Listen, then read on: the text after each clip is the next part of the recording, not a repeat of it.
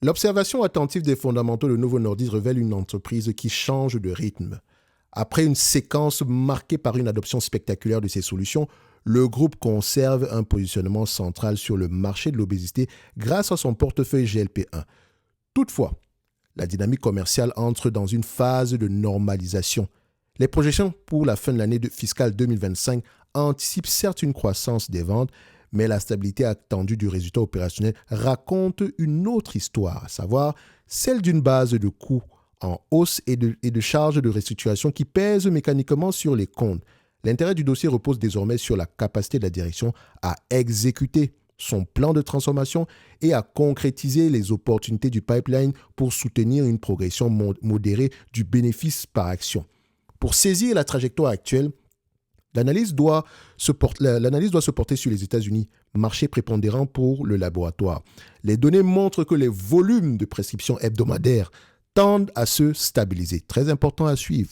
Cette évolution marque la fin de la période d'hypercroissance et le passage à un rythme de croisière.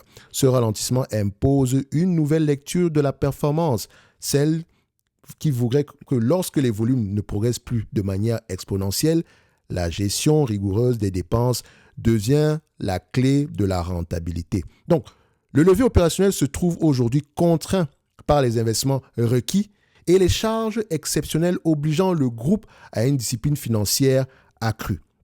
Face à cette normalisation, la stratégie de l'entreprise pivote vers l'optimisation interne, donc le plan de transformation engagé qui inclut une réduction des effectifs et une rationalisation des opérations est indispensable pour générer des économies récurrentes. Cette démarche vise à préserver la rentabilité opérationnelle dans un contexte où la croissance des revenus ne suffit plus à absorber automatiquement l'inflation des coûts. Il est intéressant de noter que la rentabilité sous-jacente, une fois retraitée des éléments non récurrents, demeure robuste. Cela indique que l'activité principale conserve sa capacité à générer de la valeur, conditionnée toutefois par la dissipation progressive des coûts de transition actuels. Parce que quand on a une restructuration, il y a des coûts. Et ces coûts-là sont généralement ponctuels. Et il faut vérifier à ce qu'ils soient réellement ponctuels. Parce que je connais des entreprises qui sont en restructuration depuis au moins une dizaine d'années. Ce ne sont plus des coûts de restructuration, on s'entend. D'accord? Donc, ça vous permet ici de pouvoir identifier des entreprises qui ont tendance à raconter tout et n'importe quoi. OK? Faites également attention, quand on parle d'optimisation opérationnelle, regardez bien ce qui va se passer au niveau de la recherche et développement. Parce que vous savez qu'en termes de recherche et développement, comment elle s'appelle encore? Cette entreprise, Novo Nordisk, dépense moins que ses concurrents qui sont Eli Lilly et certaines autres entreprises du secteur d'activité. C'est pour ça que ces marges sont élevées. Et il faut faire attention. Ça ne veut pas forcément dire ici que parce que tu dépenses plus que tu vas forcément trouver quelque chose. Non. OK? Ils ont peut-être une double stratégie, à savoir un tout petit peu recherche et développement et un tout petit peu acquisition. Dernièrement, ils ont voulu faire l'acquisition ici de Metsera, mais cette acquisition a été remportée par Pfizer. Et il me semble que Metsera également, c'est dans la thématique de l'obésité. Mais ça ne veut pas forcément dire que le médicament de Pfizer ou bien développé par Metsera sera disponible sur le marché demain matin, ou bien même que le médicament en question aura des résultats positifs pour mériter une mise sur le marché. Ça, c'est important à mentionner. Donc, pour relancer la machine, le groupe mise sur des développements spécifiques, au premier rang desquels figure la version orale de Wegovy. Ce projet constitue le facteur le plus tangible à court terme pour redynamiser l'activité. Donc, les décisions réglementaires attendues d'ici la fin de cette année, enfin, nous sommes déjà presque à la fin de l'année, mais bon, on attend toujours, il nous reste encore, disons, une semaine par là, représentent ici un jalon déterminant. Donc, une approbation permettrait d'élargir l'offre thérapeutique et de capter de nouveaux segments de patients, compensant ainsi le plafonnement des volumes sur les formulations injectables. Donc, ce relais est nécessaire pour prouver que le groupe peut renouveler son offre. Pourquoi est-ce que c'est important? Il y a des gens qui ne veulent pas prendre Wegovy ou bien, je ne sais pas, Ozempic, tout simplement parce que c'est injectable. Il y a des gens qui n'aiment pas les aiguilles. Et si on offre ici, et les injectables ici sont très délicats à produire.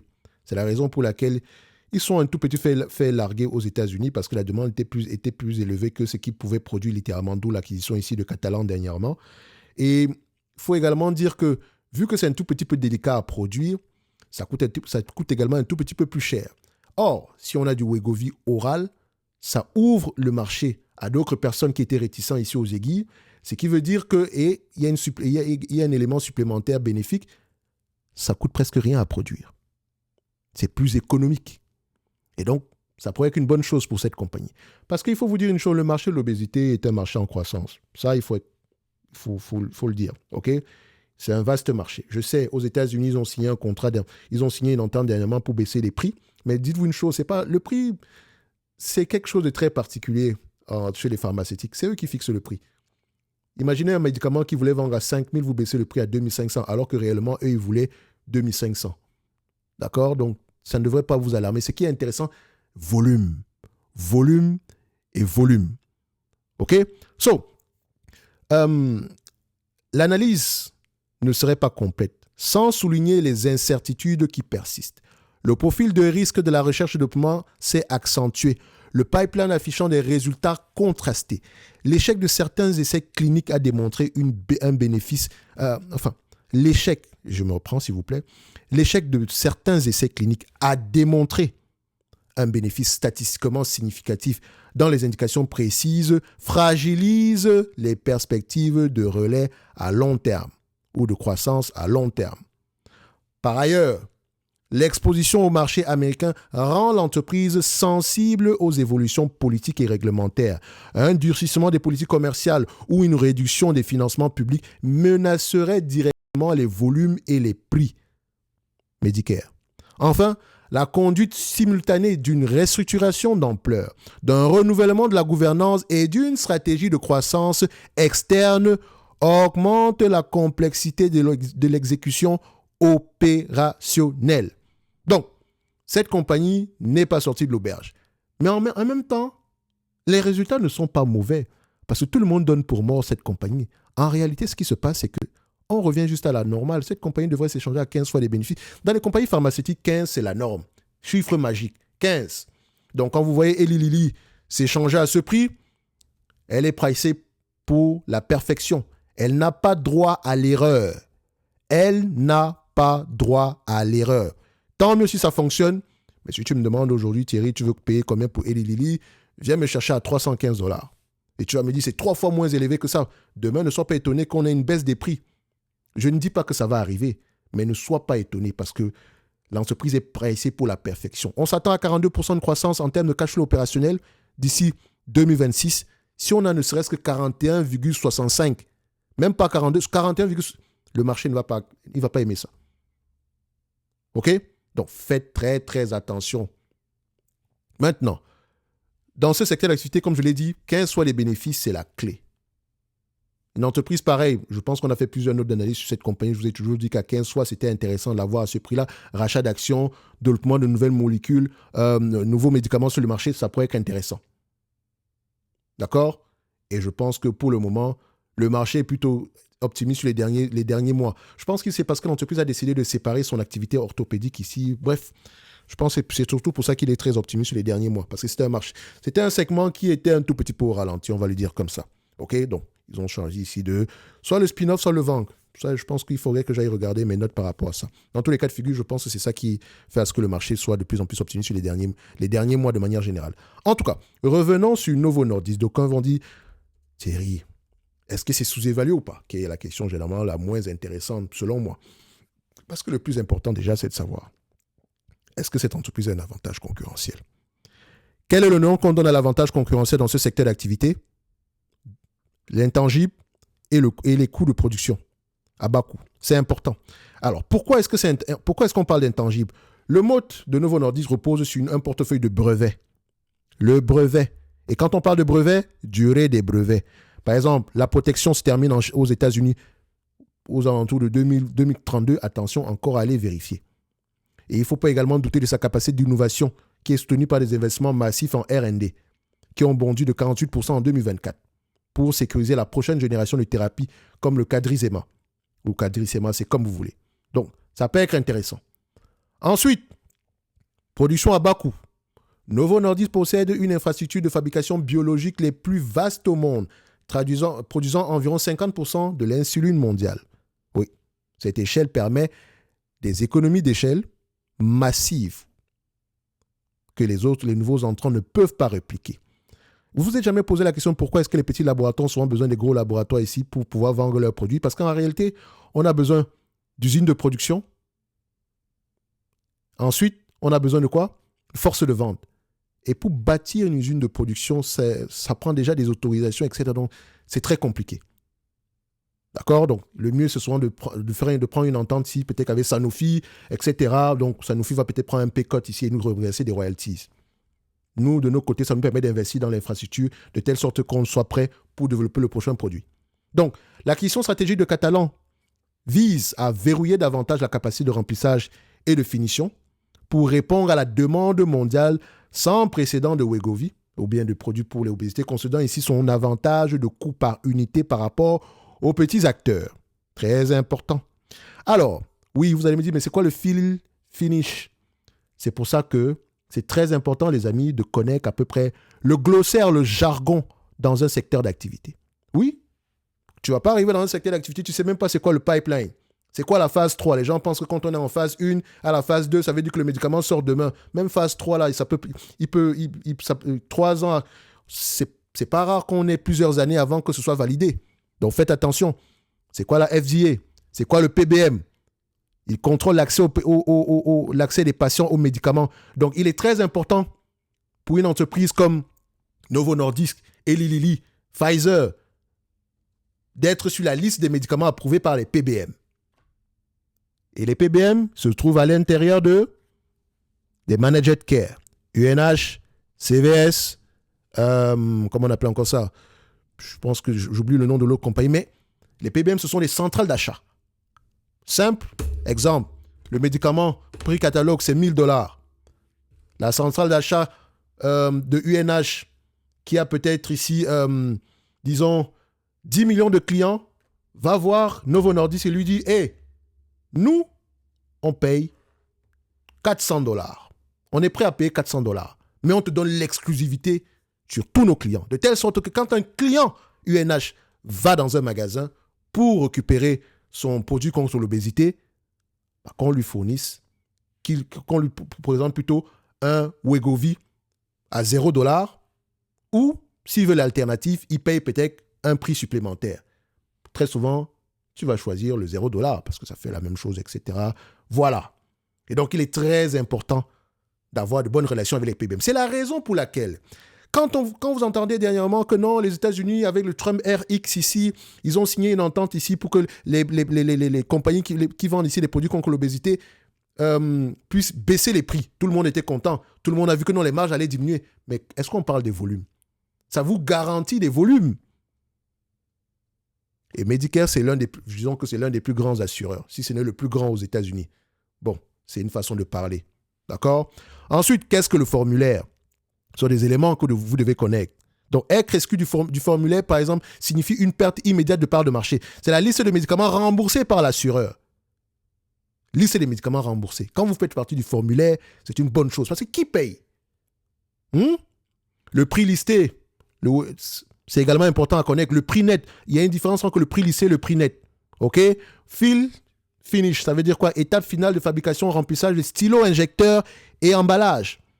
Goulot d'étranglement majeur pour une entreprise comme Novo Nordisk qui limite la croissance des volumes. N'est-ce pas?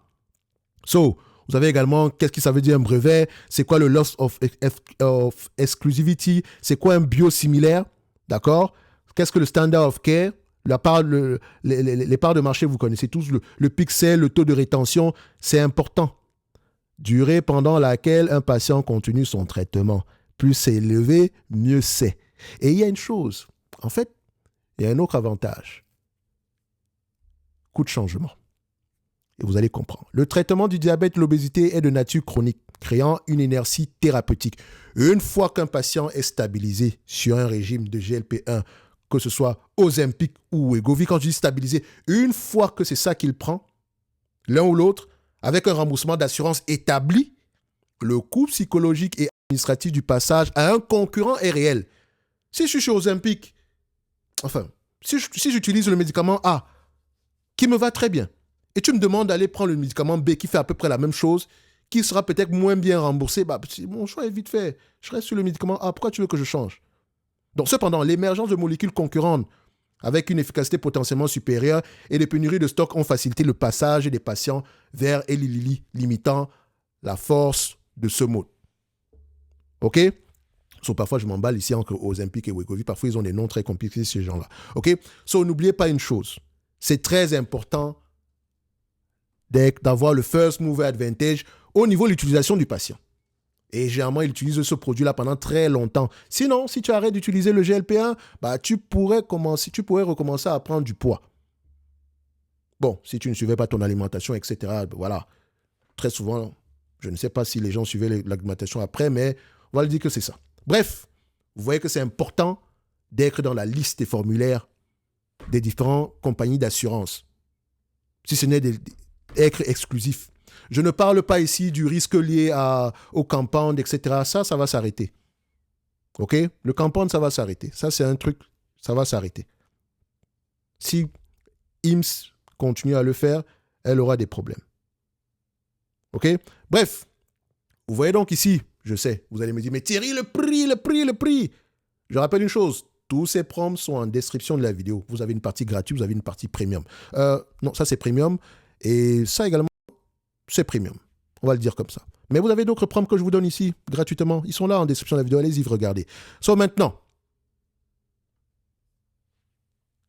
je paye combien quantitativement pour ce genre d'entreprise?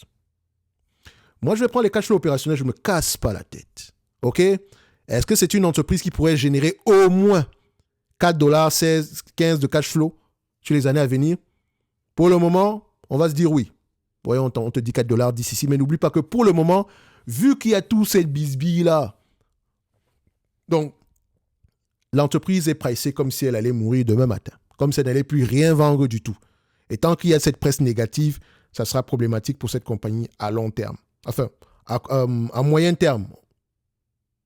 Maintenant, moi, je pense le contraire. Je pense que cette compagnie va se relever. Elle a les moyens de se relever. OK? So, ça pourrait prendre 1 an ou 2, mais elle pourrait se relever parce que la demande est là. De telle sorte que les 5,28 $ qu'on attendait en 2026, ils ne seront peut-être pas là en 2026, mais peut-être en 2027, tout simplement parce que le sentiment aura changé. Parce que dites-vous que ça, c'est prévision. D'accord? Donc, Novo Nordisk, en date d'aujourd'hui, je pense qu'on va rester aux alentours ici de 60 $, 60, 61. Je pense que la dernière vidéo sur Novo Nordisk, on était à combien? On était aux alentours ici de 66 $. C'était au mois de septembre, donc c'est à peu près la même chose. Tant qu'il y a plus ou moins de 20% de différence, ça ne dérange pas plus que ça. Donc, Novo Nordisk, au prix actuel, pour moi, je dirais, ça reste intéressant. Ça reste intéressant. OK? Regardez ce qu'elle vend. Checkez la taille des brevets, la durée des brevets, la taille du marché, où ces brevets-là sont encore valables, qui sont les compétiteurs déjà en vente sur le marché. Pas les compétiteurs qui prévoient entrer. Tant qu'ils ne sont pas rentrés, ça ne veut pas forcément dire que ce sont des compétiteurs. On les observe. Ça pourrait être des compétiteurs. OK? C'est l'un des marchés les plus concurrentiels en date d'aujourd'hui. Mais ça ne veut pas forcément dire que c'est un marché facile. Il est facile de rentrer sur ce marché-là. Ah non. Faites très, très attention. Et entre-temps, elle-même, elle continue à faire des recherches. Elle continue à faire la recherche de développement. Donc, dites-vous une chose. Non, vous savez que je n'aime pas les pharmaceutiques justement à cause de ce genre de truc-là. Enfin, s'il y a pas... Le switching cost, oui, il est là, mais c'est un switching cost qui est temporaire. Pourtant, quand tu achètes une entreprise comme ISRG, Intuitive Surgical, on vend un produit, on vend les consommables, c'est le vrai business. Ça, là. Quand tu achètes une entreprise comme Coloplast également, c'est très important d'avoir un first mover advantage. Dans le sens où quand on commence à utiliser ce type de produit, il est difficile d'en changer. Donc, il est important ici pour la compagnie de rentrer dans les bonnes grâces des compagnies d'assurance. N'oubliez jamais posez-vous toujours la question de savoir qui est le payeur. Qui est le payeur? C'est important. Le dividende en lui-même, on va le diminuer de manière générale si on ne l'a pas déjà fait et c'est une bonne décision. OK? Il faut maximiser, il faut réduire le maximum de cash ici. En fait, il faut investir pour non seulement en recherche et développement, mais également en force de vente, il ne faut pas l'oublier, sans oublier tout ce qui concerne ici la production. Ça va prendre du cash. Donc, le dividende n'est pas une priorité en date d'aujourd'hui. L'actionnariat est là avec vous, etc. Je pense que c'est géré par une fondation, une famille, etc. Donc, ils ont une vision à long terme. Et dites-vous une chose, Novo Nordisk est spécialisé dans ce domaine. Ça fait très longtemps qu'ils travaillent sur le diabète. Et on oublie même sur la partie diabète, attention, ça reste encore une chasse gardée. On parle pas, le GLP-1, c'est le dynamisme. C'est la croissance. OK? La plus dynamique de manière générale, mais le diabète, c'est une pathologie. Comment on appelle ça? Comment on appelle encore ce truc-là? On n'en guérit pas. Donc, les revenus, entre parenthèses, sont malheureusement récurrents. OK? C'est une maladie chronique, c'est le terme que je cherchais. Bref, n'oubliez pas, vous avez des questions, rejoignez-nous dans le school. Ensuite, ceux qui veulent les prendre gratuitement, description de la vidéo. Ceux qui veulent à peu près les avoir en version premium, où vous avez toute la bibliothèque, dont ceux que je partage ici, vous aurez un lien également dans la version gratuite. Donc, allez-y déjà checker la version gratuite, utilisez. Je pense que je vais rajouter certains éléments aujourd'hui d'ailleurs. La partie que j'ai appelée conseiller financier. On va le faire simple, ce n'est pas un conseiller financier, mais vous verrez à peu près à quelles questions il répond de manière générale. Bref, on se donne rendez-vous sur les prochaines vidéos. Un like, un abonnement, ça fait toujours plaisir. Et n'oubliez pas, Novo Nordisk n'est pas pricé comme si elle allait mourir, ne va pas disparaître demain matin. Maintenant, on va continuer à regarder, à observer l'exécution. Merci, au revoir.